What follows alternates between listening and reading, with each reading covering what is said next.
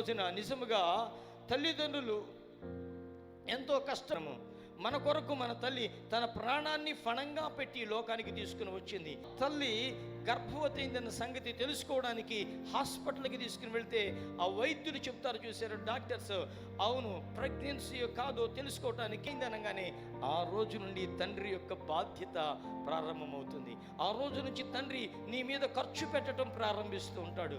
ఆ రోజు నుంచి నీ గురించి ఆలోచనలు, పిల్లలు పుడితే ఇదిగో వాళ్ళకి ఏం చేయాలి అలాంటి ఆలోచనలు. చాలామంది తండ్రులు ఉన్నారు. కొంతమంది బాధ్యత లేని తండ్రులు, ఇది కూడా చెప్పాలి, బాధ్యత లేని తండ్రులు. మరి కొంతమంది చెడు వ్యసనాలకి అలవాటైపోయినటువంటి తండ్రులు, మరి కొంతమంది ఎప్పుడు కోపపడే తండ్రులు, మరి కొంతమంది ఎప్పుడు ఏదో ఒకటి పిల్లలు పంపించాడు. నీవు ఆ తండ్రి యొక్క మంచితనాన్ని తీసుకొని స్వీకరించి నీవు కూడా ఈ భూమి మీద మంచి తండ్రిగా బ్రతకాలి.